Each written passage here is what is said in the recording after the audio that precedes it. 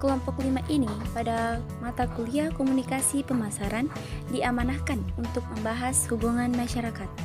Teman-teman sekiranya kita mengetahui istilah humas, karena sering kita jumpai di sekolah, organisasi, event, sebuah instansi, atau sebuah perusahaan. Nah, untuk lebih jelasnya, Saudari Alivia dan Saudara Harpan akan menjelaskannya. Bismillahirrahmanirrahim. Assalamualaikum warahmatullahi wabarakatuh. Saya Alfia Febriani. Di sini saya sebagai presenter pertama mewakili kelompok 5. Humas menurut Kamus Web Dictionary merupakan profesi yang memiliki fungsi manajemen dalam mengevaluasi sikap publik, mengidentifikasi kebijakan dan prosedur individu dalam mendapatkan penerimaan publik. Nah, fungsi manajemen dalam definisi tersebut yaitu humas merupakan bagian-bagian dari institusi yang menjadi perwakilan dan tidak berdiri sendiri. Kata mengidentifikasi strategi merupakan sebuah kebijakan dari perusahaan tersebut seperti sesuatu yang sudah disiapkan, hal-hal di luar harapan, atau respon dari masyarakat terkait suatu kebijakan dari perusahaan tersebut, baik di dalam maupun di luar, sehingga terlaksananya tujuan.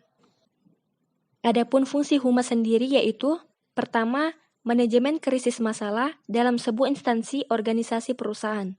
Yang kedua, membuat identitas suatu organisasi atau instansi karena menyangkut sebuah aspek-aspek organisasi secara menyeluruh dan merupakan bagian yang terpenting. Yang ketiga, penghubung antara suatu parlemen yang satu dan parlemen berikutnya. Tujuan humas. Dalam hal ini, yang dapat dilakukan untuk mencapai target perusahaan atau lembaga dengan baik dan optimal.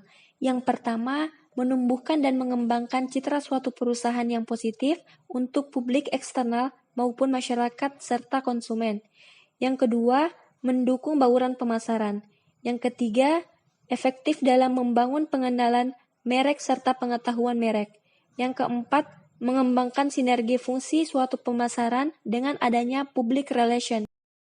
Baik, di sini saya sebagai presenter 2 akan membahas kelanjutan materi pertama. Jadi ada pun yang akan saya bahas. Yang pertama, pentingnya humas dalam perusahaan.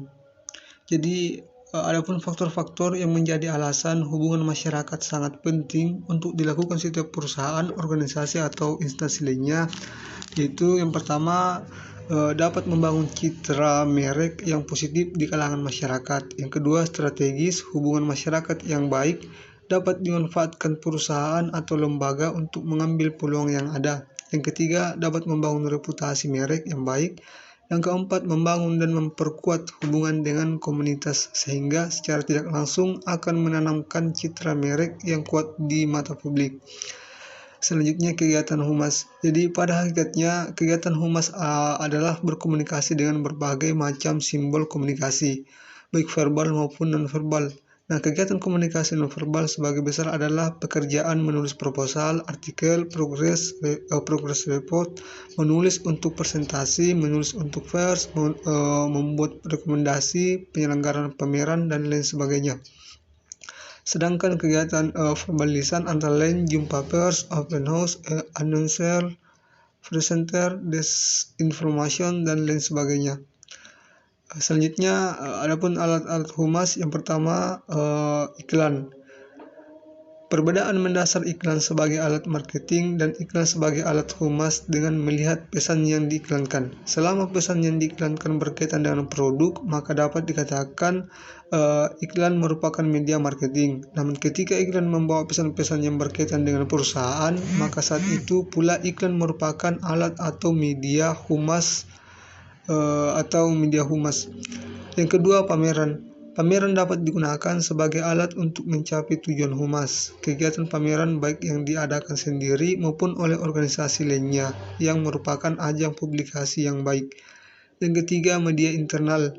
Media internal atau dikenal dengan istilah majalah Ingria, perusahaan suatu terbitan yang ditunjukkan untuk publik internal yang berisi tentang beberapa informasi perusahaan. Yang keempat, fotografi. Dalam humas, foto sangat diperlukan sebagai bahan publikasi, laporan, berita, iklan, maupun untuk kepentingan arsip atau dokumentasi. Yang kelima, film. Film bagi humas merupakan media komunikasi, instruksi, riset, dan sebagainya. Melalui film, humas dapat menyampaikan pesan-pesannya. Tidak hanya film dokumenter, film cerita pun merupakan media yang efektif. Yang keenam, pers termasuk dalam kelompok media massa adalah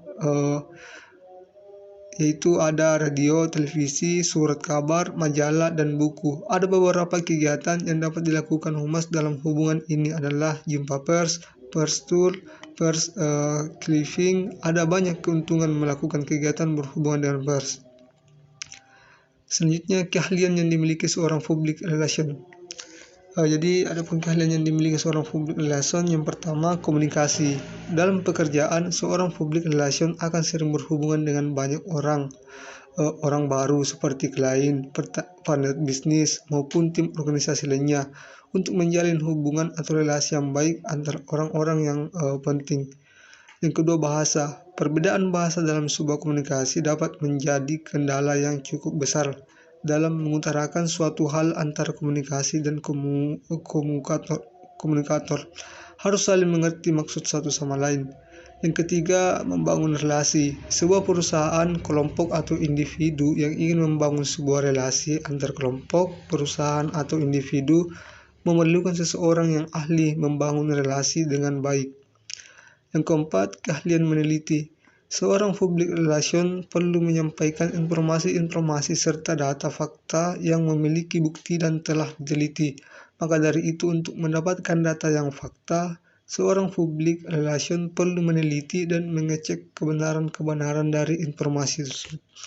Yang kelima, kemampuan menulis. Seorang public relation dituntut untuk mampu merangkum, membuat serta menyusun kata-kata menjadi sebuah kalimat yang baik. Tujuannya agar pesan atau informasi yang ingin disampaikan sesuai dengan maksud yang diinginkan. Yang keenam atau yang terakhir, bernegosiasi. Menjadi suatu keahlian yang bernilai untuk seorang public relation.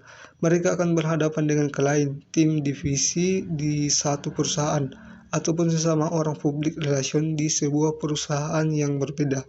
Sekian penjelasan saya. Assalamualaikum warahmatullahi wabarakatuh.